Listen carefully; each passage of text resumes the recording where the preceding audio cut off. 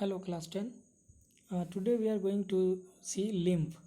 Yellowish fluid escapes from the blood capillaries into the intercellular spaces contain less protein than blood. Lymph flows from the tissue to the heart assisting in transportation and destroying germs. lymph क्या है? एक yellowish fluid है जो blood से निकलता है, escape करता है कैपिलरीज में into the intercellular spaces and this contain less protein than blood. Blood से कम प्रोटीन इसके अंदर होता है और ये कैपिलरीज में ब्लड से निकल के चलते रहते हैं. lymph flows from the tissue to the heart assisting in transportation and destroying germs. lymph क्या करता है? टिश्यू से निकल के हार्ट के तरफ जो ट्रांसपोर्टेशन हो रहा होता है उसको असिस्ट करता है, उसमें मदद करता है और बीच बीच में जितने जर्म्स आते रहते हैं उनको वो डिस्ट्रॉय करता है. ब्लड वेसल्स को देखिए तो आर्टरीज और वेन्स, इसको समझना काफ़ी इम्पॉर्टेंट है. इनके बीच में डिस्टिंग्विश करने को आता है कि भाई डिफ्रेंशिएट कीजिए कि आर्टरीज क्या हैं, वेन्स क्या हैं. आर्टरीज क्या है? Carry oxygenated blood from heart to the body parts except pulmonary artery. Pulmonary artery का मतलब हो गया क्या?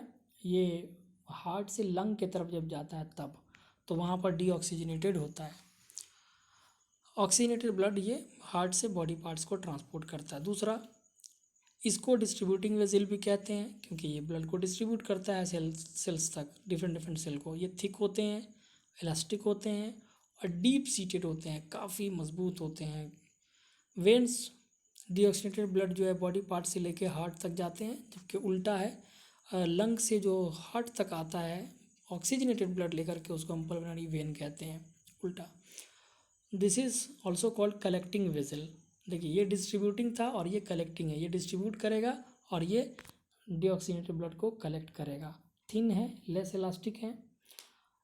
लेस इलास्टिक होने के कारण ही कभी कभी आप सुनते होइएगा कि वेन्स में सुई जब देना होता है इंजेक्शन तो हर कंपाउंडर ये काम नहीं कर पाता है क्योंकि आर्टरी तो दिख जाता है, वेन्स को देखना बहुत इंपॉर्टेंट होता है. Superficial as compare to arteries. Arteries के बनिस्बत में ये डीप सीटेड उतने नहीं होते हैं. तो ये तो थी मेन बातें जो हमने उस दिन छोड़ दी थी. आज जो इम्पोर्टेंट बातें हमें करनी है वो है maintenance by platelets. What happens if the system of tubes develop a leak. कहता क्या होगा कि ये जो पूरा ट्रांसपोर्ट सिस्टम है इसमें अगर कोई लीकेज आ जाए. Think about situation when we are injured start bleeding. आप सोचिए कभी हम इंजर्ड हो जाएं और हम वहाँ पर जो ब्लड निकलने लगता है वो लीक की तरह से सारा ब्लड निकल के बाहर चला जाए तो क्या होगा. Naturally the loss of blood from the system has to be minimised and in addition leakage would lead to a loss of pressure which would reduce the efficiency of pumping system. तो pumping system का जो पूरा pressure है जो वो काम कर रहा है पूरे बॉडी में, एक जगह से भी अगर लीक हो गया तो पूरा सिस्टम डिस्ट्रॉय हो जाएगा. इसको अवॉइड करने के लिए blood has platelets. Platelet cells जो होते हैं वो सर्कुलेट हो रहे होते हैं पूरे बॉडी के अंदर और ये कम से कम 2.5 लाख प्लेटलेट्स बॉडी में होना चाहिए. आपने डेंगू का नाम सुना है? डेंगू जो बीमारी होती है वो मेनली प्लेटलेट्स के कम होने का ही सबसे बड़ा कारण है. तो उसमें प्लेटलेट्स को मेंटेन करना होता है. ठीक है, कई बार ब्लड चढ़ाने की भी नौबत आ जाती है तो वो इसीलिए क्योंकि वो ब्लड प्रेशर को एकदम कम कर देगा.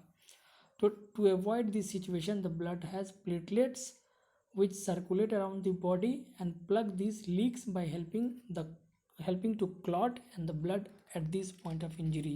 तो इस point of injury पे ये क्या होते हैं? क्लॉट करते हैं ब्लड को.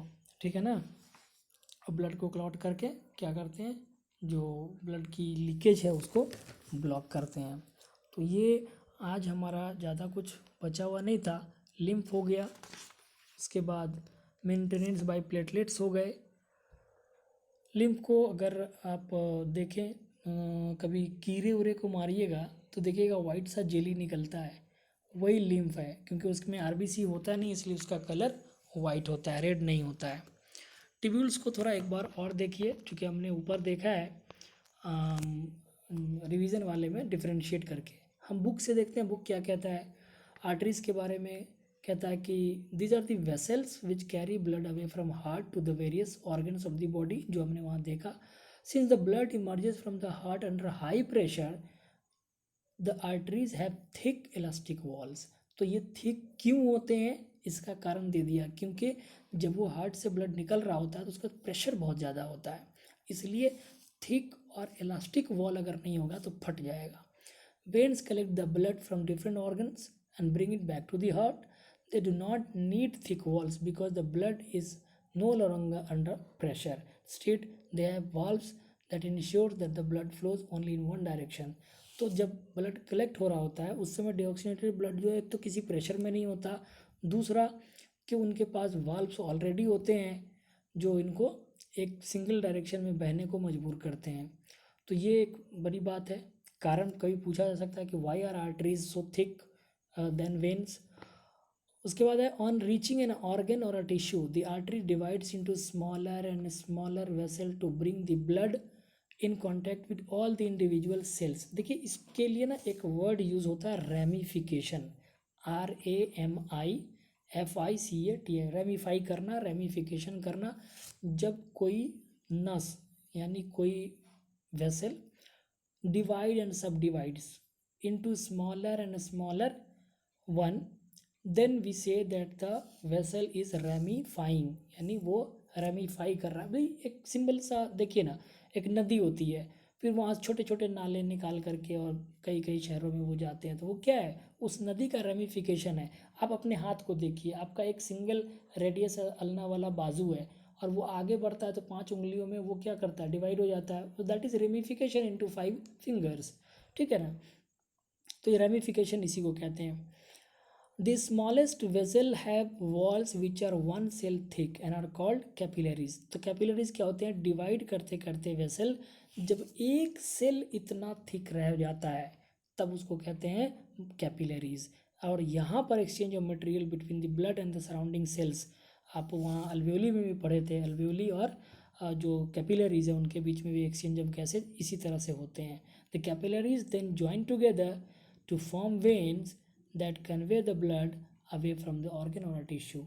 तो क्या होता है, पहले एक वेसल, फिर रेमिफाई करके कैपिलरीज बना. बिल्कुल ऐसा है जब आप दोनों हाथों को मिलाइए, दोनों हाथों की उंगलियों को एक साथ एक दूसरे में मिलाइए और आप देखिए एक तरफ से एक वेसल रेमिफाई करके छोटे छोटे उंगलियों में आ गए और फिर वापस वो ज्वाइन होकर के एक दूसरा वेसल बन गया. तो मतलब बीच में रेमिफिकेशन है ना. तो ये चीज़ है. अगर आप इसको और अच्छे से देखना चाहें तो देखिए ऊपर में आपको दिखाते हैं. ये देखिए एक नस आई आपको, ये पोर्शन देखिए,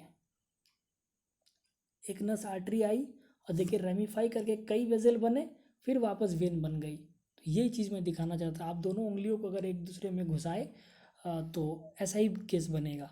ठीक है, यही चीज़ थी, इसी को मैं समझाना चाह रहा था. तो आज की क्लास यहीं पे हम समाप्त करते हैं क्योंकि हमारा टॉपिक आज क्लियर हो गया. कल हम लोग स्टार्ट करेंगे transportation in plants. Transportation in plants को देखेंगे और तब तक आप जितने इंटरनल क्वेश्चंस हैं वो आप करेंगे. एक्सरसाइज के क्वेश्चन जितना आपसे बन सकता है आप देख लीजिए, जो बन सकता है वो करेंगे. पेज नंबर 110 पे 110 पे देखिए क्वेश्चन हैं, उनको कीजिए. Thank you so very much.